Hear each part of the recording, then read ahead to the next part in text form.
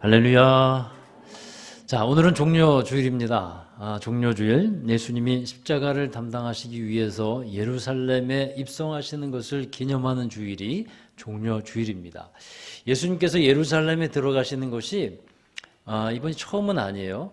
그동안 공생의 사역을 하시면서 여러 번 예루살렘에 들어가셨습니다만 종료주일로 지키는 특별한 의미는 뭐냐면 이번에 들어가시는 예수님은 십자가를 담당하시기 위해서 곧 구원의 온전한 사명을 다 담당하시기 위해서 들어가시기에 우리가 종료주일을 또 기억하고 지키게 됩니다. 구약 성경에 보면 스가랴라는 선지자가 있죠. 스가랴서 9장 9절에 보면 이제 이런 예언을 합니다. 그는 만왕의 왕이신 그는 겸손하여서 작은 나귀 새끼를 타실 것이라고 말씀했어요. 예수님은 그 말씀대로 제자 둘을 예루살렘에 들어가시면서 제자 둘을 어느 집에 보내시죠. 그러면서 하시는 말씀이 어느 집에 가면 한 번도 타보지 않은 나귀 새끼가 매어 있을 것이다. 그거를 끌러 갖고 와라. 그러자 제자들이 묻습니다. 예수님, 그러면 주인이 그걸 그냥 놔두겠냐고요. 왜 끌고 가냐고 물어보면 뭐라고 합니까? 그랬더니 예수님께서 이렇게 말씀하시죠. 주가 쓰시겠다 하라. 주가 쓰시겠다 하라. 무슨 말씀이냐 하면 하나님은 성경 말씀대로 이 구원의 사역을 이루시기 위해서 준비된 사람, 예비된 사람들을 이렇게 놓으셨다는 거예요. 그것을 통해서 성경대로 하나님께서 모든 구속 사역을 이루시는 것을 보게 됩니다. 자, 예수님이 나귀 새끼를 타고 이제 만왕의 왕으로서 예루살렘으로 들어가실 때 사람들은 성경에 예언되어 있는 대로 구원자이신 왕이 들어간다 하는 것을 인정하고 종려나무 가지를 흔들고 이제 겉옷을 벗어서 길에 깔면서 그렇게 외칩니다. 호산나, 호산나, 다윗의 자손이여, 우리를 구원하소서, 주의 이름으로 오시는 이여 라고 찬양을 하면서 맞이합니다. 호산나라고 하는 뜻이 뭡니까? 주여 우리를 구원하소서 라는 뜻입니다. 그런데 며칠이 지나지 않아서 이렇게 호산나, 우리를 구원하소서라고 외쳤던 사람들은 나중에 며칠 지나지 않아서 예수님 십자가에 못 박으십시오 하고 그렇게 외치는 사람들로 변해버리죠. 그리고 예수님은 이제 십자가의 길을 걸으시면서 고난받고 못 박혀 죽으시게 됩니다. 자, 자는 사람들 깨우세요. 자, 고난주간을 맞이하게 됐는데요. 여러분, 이 고난주간을 통해서 우리는 다시 한번 고난의 의미를 다시 한번 돌아보는 그런 시간이 되었으면 좋겠습니다. 아마도 이 고난받기를 좋아하는 사람은 진짜 결코 없을 겁니다. 고난은 어떤 생각을 하냐면 힘든 것이고 또 아픈 것이고 어려운 것이라 하는 생각을 하고 또 그렇게 알고 있기 때문입니다. 그럼에도 불구하고요, 한 가지 분명한 사실이 있어요. 그게 뭐냐면 고난이나 시험은 믿음의 사람들에게는 허락이 된다는 사실이에요. 고난이나 시험은 믿음의 사람들에게는 허락이 됩니다. 12절의 말씀을 한번 보십시다. 12절의 말씀 함께 보기 바랍니다. 같이 읽습니다. 사랑하는 자들아, 너희를 연단하려고 오는 불시험을 이상한 일 당하는 것 같이 이상히 여기지 말고. 그러니까 믿음의 사람들에게 오는 고난을 이상한 것으로 여기지 말아라 라고 말씀하고 있어요. 그뿐이 아닙니다. 그 다음 구절에 보면 오히려 그리스도의 고난에 참여하는 것이 있는데 그것을 경험하면 어떻게 하라고요? 즐겁게 여기라. 그리스도의 고난에 참여하는 자는 그것을 즐겁게 여겨라. 고난을 기뻐하라는 거예요. 고난을 즐거워하라는 말씀. 여러분, 사람들이 일반적으로 생각하고 있는 상식과는 너무도 거리가 멀죠. 그렇죠? 이것을 어떻게 우리가 받아들일 수 있고 적용할 수 있을까요? 자, 그러나 하나님께서 이렇게 말씀하시는 이유가 있습니다. 그 첫 번째 이유는 뭐냐면요, 고난에는 유익이 있기 때문에 그래요. 시편 119편 71절에 이런 말씀이 있습니다. 나와 있죠. 함께 읽어보십니다. 고난당한 것이 내게 유익이라. 이로 말미암아 내가 주의 율례들을 배우게 되었나이다. 아멘. 고난당한 것이 내게 유익이다. 여러분, 이 말씀이 여러분에게 담대하게 드리게 되는 은혜가 있기를 주의 이름으로 축원합니다. 고난을 통해서 왜 유익이 되냐면 고난을 통해서 받게 되는 너무도 중요한 것이 있기 때문에 그래요. 시편 기자는 고난을 경험하지 않았다면 주님의 율례를 배우지 못했을 것이라고 말합니다. 주님의 율례를 배웠다는 것은요, 곧 주님의 뜻을 깨닫게 되었다는 거예요. 주님의 마음을 알게 되었다는 겁니다. 여러분, 우리에게 고난이 유익이 되는 것은 바로 여기에 있습니다. 고난을 경험하기 전에는 하나님의 뜻과 하나님의 마음을 잘 알지 못하는 거예요. 그러나 고난을 통과하고 나니까 그 고난을 통해서 하나님의 마음이 어떠한지를 알게 되고 나의 삶을 통해서 하나님께서 어떤 뜻을 갖고 계시는지를 깨닫게 된다는 거예요. 그래서 유익하다는 거죠. 남자들이 하는 얘기가 군에 갔다 오면 철이 든다고 얘기합니다. 군대 갔다 온 우리 청년들 철이 들었으리라고 믿어 의심치 않습니다. 많이 성장을 했겠죠. 성숙하고. 군대라는 곳이 연단을 받으면서 훈련하면서 홀로 서기를 하면서 부모의 마음을 알게 됩니다. 떨어져 있으면서 부모님이 이런 마음이었겠구나 라는 것을 또 알게 되면서 철이 드는 거예요. 그래서 고난은 여러분 이것과 같이 고난은 우리의 마음, 우리의 영을 자극하는 것과 같아요.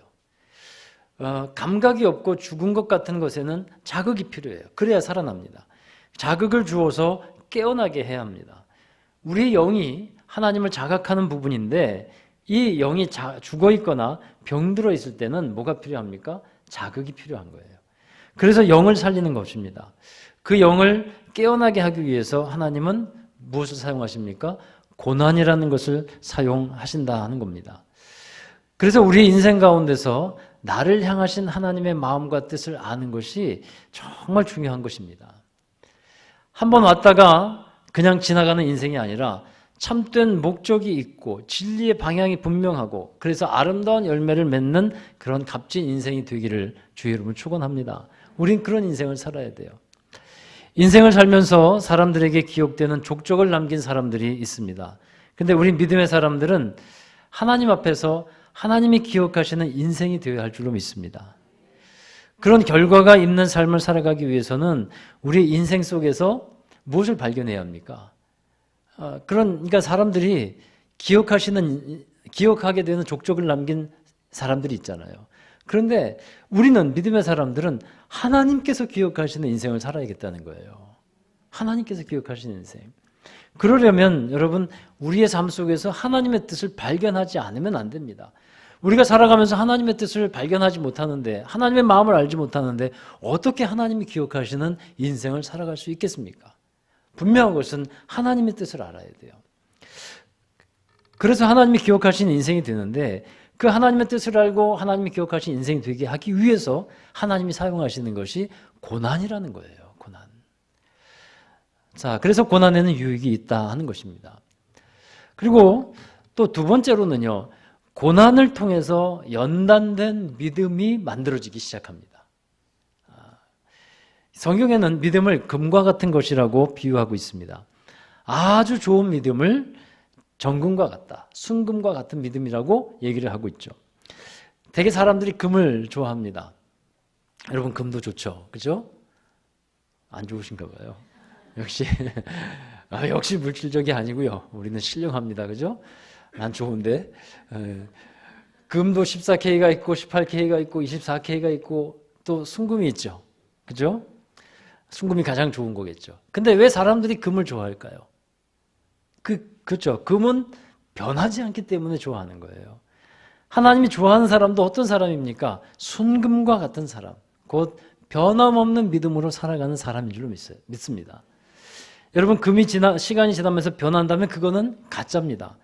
그래서 우리의 믿음도 마찬가지로 상황에 따라서 변하지 않아야 진짜 믿음인 줄로 믿습니다. 할인 중독이라고 하는 그 사이트가 있습니다. 인터넷에 사용하신 분들도 있을 것 같아요. 물건을 되게 싸게 파는 쇼핑몰입니다. 거기 한 번은 들어갔다가 20만 원짜리 하는 18K 십자가 금목걸이가 나온 거예요. 20만 원짜리. 근데 그게 3만 5천 원에 파는 거예요. 딱 20만 원을 딱 밑줄 긋고 중간에 긋고 3만 5천 원. 와, 그래서 눈이 번쩍 뜨이더라고요. 그래서 이게 웬 떡이냐 생각하고 기쁜 마음으로 그것을 샀어요. 그리고 배달이 왔는데 거기에 품질 보증서까지 들어가 있어요. 그래서 이거를 3만 5천 원에 샀다고 할 게 아니라 20만 원짜리라 그러고 우리 아내에게 선물로 줬습니다. 웬일이냐고 이런 것까지 다 사서 나한테 주냐고. 그래서 내가 특별히 생각해서 20만 원짜리 산 거라고. 품질 보증서까지 있지 않냐고. 그래서 줬습니다. 생색을 다 냈어요.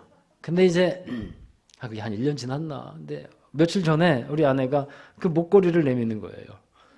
무슨 금이 이렇게 변하냐는 겁니다. 얼마 전에 무슨 금이 이렇게 변하냐고. 그래서 보니까 검은짭짭하게 변했고요. 여기저기 막 벗겨졌어요. 두말할 나위 없이 가짜였어요. 참. 그러면 그렇지 생각하니 그러면 누가 진짜를 금을 그걸 3만 5천에 팔겠습니까? 그럴 바보가 어디 있겠습니까? 자, 여러분 이처럼 금이 변하면 가짜예요. 믿음도 변하면 그 믿음도 진짜가 아니라는 겁니다. 우리는 진짜 믿음 되기를 주의 이름으로 부탁을 드립니다. 여러분 욥이라는 사람이 엄청난 고난 중에 있었잖아요. 근데 그 가운데서 이런 고백을 합니다. 주께서 나를 단련하신 후에는 내가 순금과 같이 되어서 나올 겁니다. 이 욥의 고백은 이런 겁니다. 이와 같이 엄청난 고난을 자기가 당하지만 이것은 나를 더욱더 좋은 믿음의 사람으로, 변함없는 순전한 믿음의 사람으로 만들기 위한 하나님의 연단의 과정이라는 거였어요. 그래서 그 연단의 과정을 지키면서 입을 지키고 또 주님의 법을 잘 지키면서 나중에 승리한 후에 정말로 하나님께서 순금과 같은 믿음의 사람으로 바꾸게 될 것이다. 그럴 준비가 되어 있습니다라고 선언하고 고백하는 것이었어요. 그렇습니다, 여러분. 연단은요, 고난은 우리를 믿음의 사람으로 온전케 하는 데 쓰이게 됩니다. 그래서 우리에게 고난은 유익이 되는 줄로 믿습니다. 그래서 이런 유익을 아는 사람은요, 그리스도의 고난에 참여하라는 거예요. 오늘 말씀에도 그 말씀이 나와 있습니다. 고난에 유익이 있기 때문에 그리스도의 고난에 참여하라. 자, 베드로전서 4장 13절의 말씀인데요. 같이 읽습니다. 오히려 너희가 그리스도의 고난에 참여하는 것으로 즐거워하라. 이는 그의 영광을 나타내실 때에 너희로 즐거워하고 기뻐하게 하려 함이라. 아멘. 정말 이 말씀이 저와 여러분에게 담담하게 받아들여질 수 있는 말씀이 되기를 바랍니다. 여러분, 고난에는 두 종류가 있어요. 하나는 죄로 인해 받는 고난이에요. 그 말씀이 15절에 나와 있는데 너희 중에 누구든지 살인이나 도둑질이나 악행이나 남의 일을 간섭하는 자로 고난받지 말아라. 그러니까 여기서 말하는 이 고난은 죄로 인한 고난이에요. 그러니까 우리가 알 것은 죄에는 반드시 형벌이 있다는 사실입니다. 결과가 있습니다. 그래서 죄 가운데 행하고 있다면 우리가 그에 따를 형벌과 대가를 지불하게 된다는 사실을 잊지 않아야 하는 거예요. 여러분, 상한 음식을 먹으면 배탈이 나지 않습니까? 몸에 증상이 나오게 되듯이 우리가 죄 가운데 행하게 되면 그에 따르는 죄의 결과가 생겨나게 된다는 거예요. 그러한 죄로 인한 고난과 고통에는 참여하는 자가 되지 말라 말씀하고 있습니다. 그러나 그리스도의 고난에는 참여하라고 했어요. 16절에 보면 그리스도인으로서 고난을 받으면 부끄러워하지 말고 도리어 하나님의 이름으로 영광을 돌리라고 했습니다. 그러니까 두 가지 고난은 죄로 인한 고난이 있고 그리스도인으로서 받는 그런 고난이 있는데 그 그리스도인으로서 받는 고난에는 참여하라는 겁니다. 여러분, 이유 없는 고난은 없습니다. 다만 우리가 그 고난의 이유를 정확히 알고 있지 못할 뿐이에요. 그런데 우리가 주님 앞에 서는 날이 있을 겁니다. 그날에 가면 그 고난의 이유를 분명하게 하나님께로부터 듣게 될 겁니다. 지금은 희미하게 보이지만요. 그러나 그날에는 우리가 거울을 보는 것처럼 정확하게, 명확하게 보게 될 것입니다.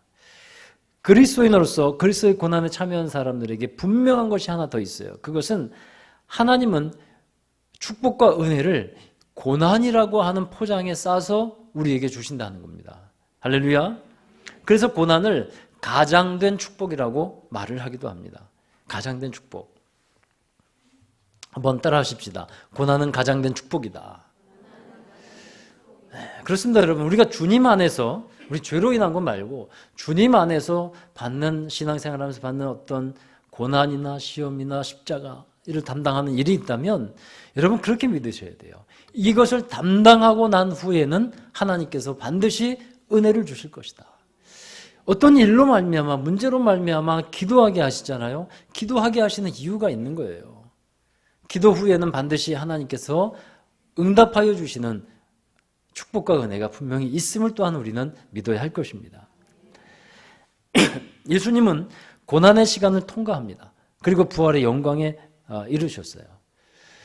부활의 영광에 다다르기 위해서 골고다 언덕의 길을 십자가를 지고 올라가셨어요. 갖은 모욕과 수치와 멸시와 천대를 다 받으시면서 그 십자가의 길을 걸어가십니다. 그 길을 가야만 죽음을 넘어서 영광에 도달할 수 있기 때문에 그렇습니다. 여러분 그 고난의 길 예수님도 감당하시기 힘들어서 이 잔을 내게 옮겨달라고 기도까지 하셨지만 그 결국은 순종하면서 그 고난의 길을 갔을 때 그 고난의 터널을 지나간 후에는 영광에 도달하게 됩니다. 오늘 예배에 오기 전에 저는 다음 주가 부활주일이잖아요. 부활절 찬양을 불렀어요. 부활절 찬양을 들었어요. 오늘은 고난주간이지만 한 주 후에 있을 부활절 그날을 우리가 또한 생각하며 제가 생각하며 부활절 찬양을 불렀어요. 얼마나 감사하던지요. 고난주간을 맞이하는 그날에 그 부활을 바라보니까 얼마나 힘이 나고 얼마나 기쁘던지요.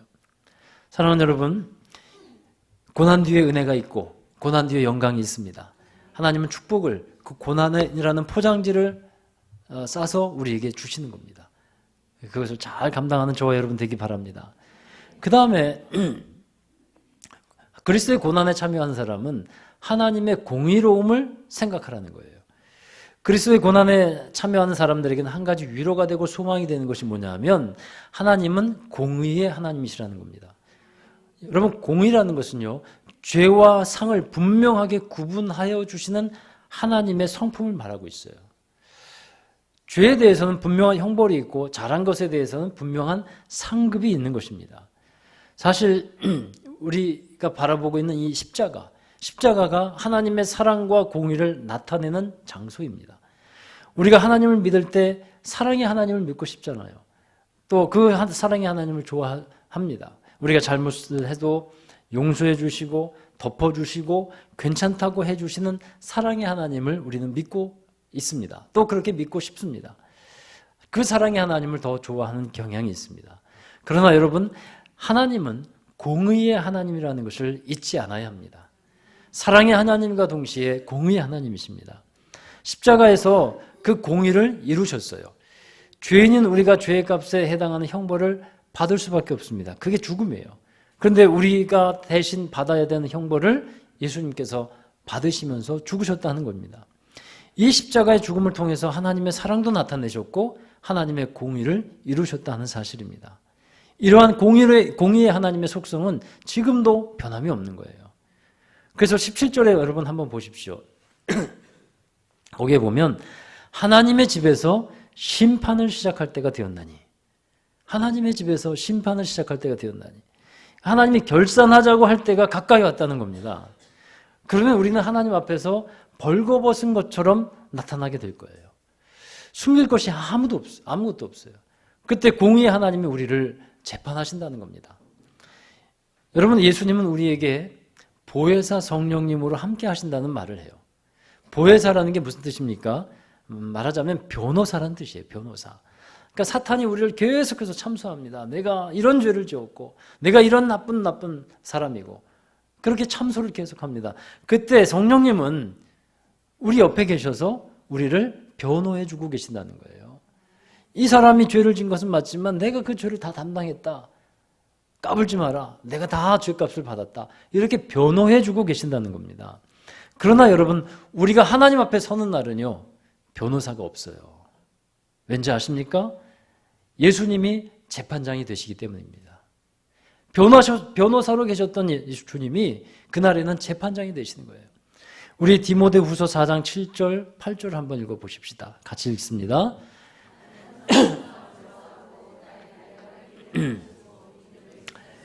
이제후로는 나를 위하여 의의 면류관이 예비되었으므로 주 곧 의로우신 재판장이 그날에 내게 주실 것이며 내게만 아니라 주의 나타나심을 사모하는 모든 자에게도니라. 아멘. 그러니까 사도 바울이 고백하는 것은 이겁니다. 지금은 감옥에 갇힌 몸이 되었어요. 그래서 재판을 기다리고 있는 처지가 되었습니다. 근데 믿음의 선한 싸움을 다 싸우고 나서는 진짜 재판장이 되시는 공의의 하나님께서, 우리의 주님께서 의의 면류관을 씌워주실 것이라는 거예요. 그게 바울의 믿음의 고백이고 바울이 계시로서 받은 거예요.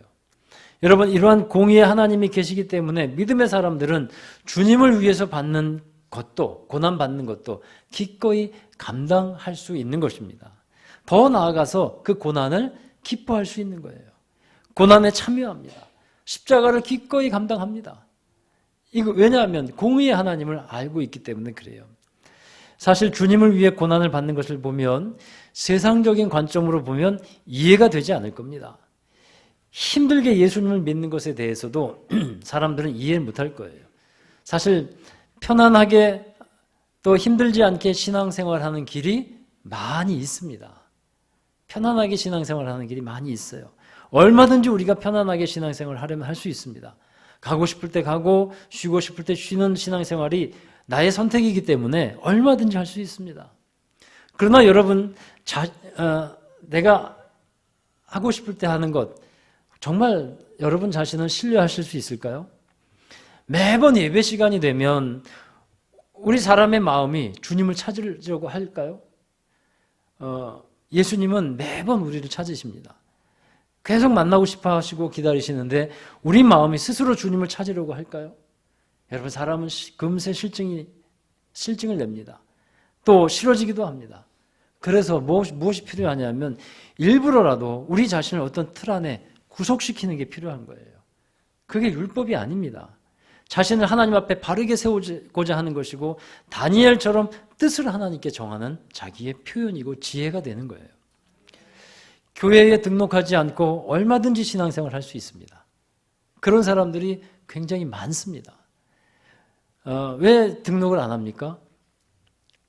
구속받기 싫잖아요. 걸리적거리는 것이 많잖아요. 라고 생각이 되잖아요. 그러나 그렇게 되면 자유롭습니다만, 편안합니다만, 자기 마음대로 할 수 있습니다만, 자기 마음대로 하는 것 때문에 신앙이 무뎌지고 믿음이 무너진다는 것은 왜 모릅니까? 여러분, 하나님 안에, 주님 안에 자기를 구속시켜야 하는 겁니다. 그것이 때로는 불편해도, 때로는 힘이 들어도 그것이 좋은 열매를 맺는 비결이 되기 때문에 우리가 주님 안에 자신을 구속시켜야 하는 것입니다. 여러분 중에도 누구보다도 어려운 환경 가운데서 신앙생활하는 분들이 있습니다. 금수저와 같은 환경에서 신앙생활하는 분들도 있지만 제가 보기에는 별론 것 같고, 흙수저와 같은 그런 환경 속에서 신앙생활하는 분들이 있습니다. 먼 거리를 달려오는 분들도 있습니다. 바쁜 가운데서도 우선순위를 하나님께 정하고 신앙생활하는 분들이 있습니다. 그러나 바쁜 일이 있으면 그냥 하나님 찾지 않는 분들도 솔직히 있어요. 여러분, 넉넉하지 않고 어려운 형편이지만 하나님의 말씀에 순종하면서 하나님을 위해서 헌금을 드리고 11조를 드리고 넉넉해서 드리는 거 아니에요. 감사해서 주님의 사랑과 은혜에 합당한 모습이기에, 모든 것이 주님의 주권이고 물질의 주권도 주님께 있기에, 그래서 헌금을 드리고, 가난하지만 궁핍하지만 주님의 것을 구별하면서 살고, 그렇게 또 헌신을 하고, 이런 분들이 있다는 겁니다.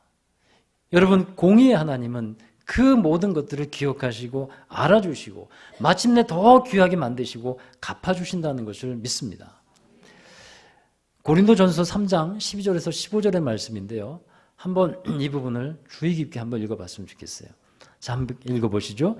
만일 누구든지 금이나 은이나 보석이나 나무나 풀이나 지푸로 이 터 위에 세우면 각 사람의 공적이 나타날 터인데 그날이 공적을 밝히리니 이는 불로 나타내고 그 불이 그 각 사람의 공적이 어떠한 것을 시험할 것이라.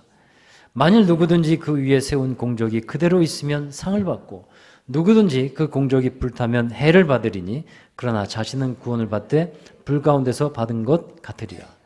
여러분, 이게 무슨 말씀인지 아시겠어요? 자기가 신앙생활하는 그것이 자기의 하나님께서 기억되는 그런 열매가 되고 또 결과가 되는 것이 있는데, 그날에 하나님께서 재판하시고 공의 하나님께서 심판하시는 그날에는 불로 그것을 태운다는 거예요.